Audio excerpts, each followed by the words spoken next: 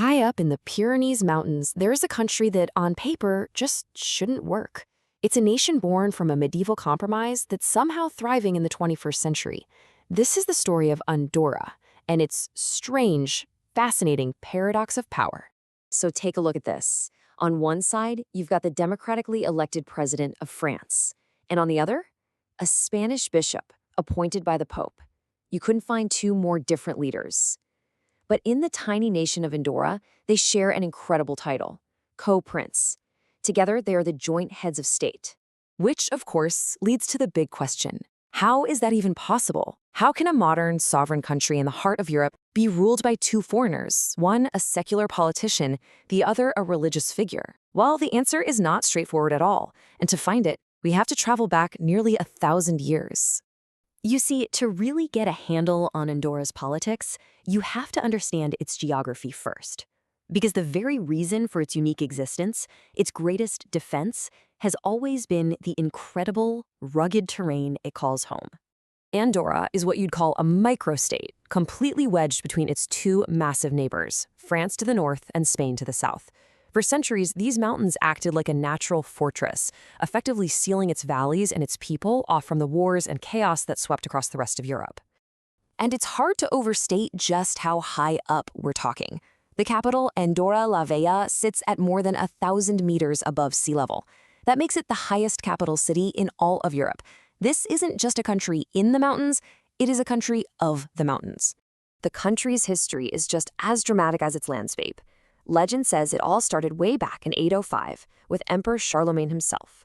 But for our story, the really crucial date is 1278. That's when a very unusual political deal was struck.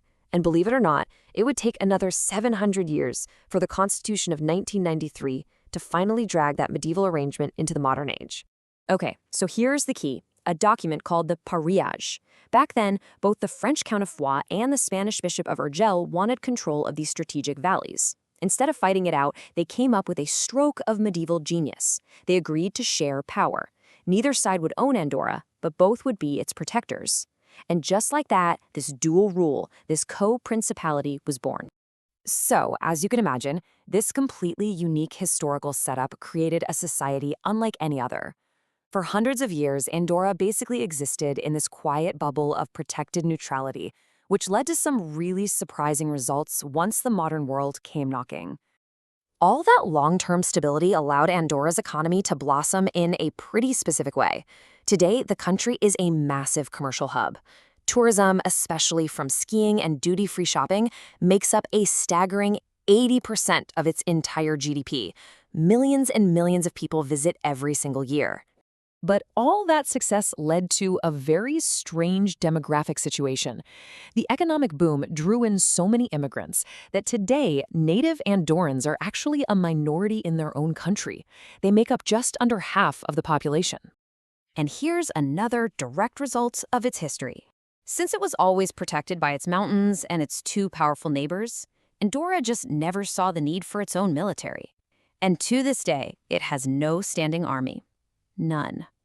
In fact, that original idea of shared protection is still very much alive. The country doesn't even have a Ministry of Defense. It's understood through an informal agreement that its national security is still the job of France and Spain, just like it was back in 1278. And if you want a perfect symbol of just how ancient this whole arrangement is, just look at the tribute Andorra used to pay. Up until the 20th century, the French ruler got cash. But the Bishop of Urgell's payment? Well, it was a little more feudal.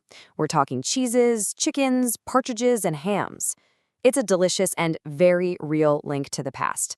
So how exactly does a country that pays its debts in cheese operate in the age of the internet? Well, toward the end of the 20th century, Andorra knew it had to modernize. And the way it did it was brilliant, because it managed to preserve its unique history at the same time. The big turning point came in 1993 with a brand new constitution. This document was truly revolutionary. It officially transformed Andorra into a modern, sovereign parliamentary democracy. So here's how they finally solved that paradox. The co-princes, the French president and the Spanish bishop, they got to stay on as symbolic heads of state, which honors that 700-year-old tradition. But the real power, the day-to-day running of the country, was handed over to a democratically elected prime minister and a parliament. They really did get the best of both worlds. And in that same huge year, 1993, Andorra took its seat at the United Nations. After centuries of being a secluded, almost forgotten relic, it was now a fully recognized independent nation on the world stage. So, what's the big takeaway from this amazing story? I think Andorra is way more than just a historical curiosity.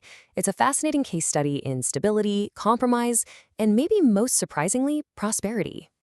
And that unique political system has produced some incredible results. With a GDP per capita of over $69,000, this little mountain nation is one of the wealthiest places on the entire planet. This strange, centuries-old system doesn't just work, it works incredibly well. And that really brings us to the most important point. Andorra's success didn't happen in spite of its weird history, it happened because of it. Those centuries of guaranteed peace, neutrality, and stability created the perfect environment for it to absolutely flourish in the modern world. Its paradox is its power. Which kind of leaves us with one final thought. You know, in a world that is so often defined by conflict over borders and power, Andorra stands out as this tiny testament to diplomacy. It really makes you wonder, what could we all learn from a small nation that chose cooperation over conflict and built a peaceful, prosperous society that has lasted for over 7 centuries?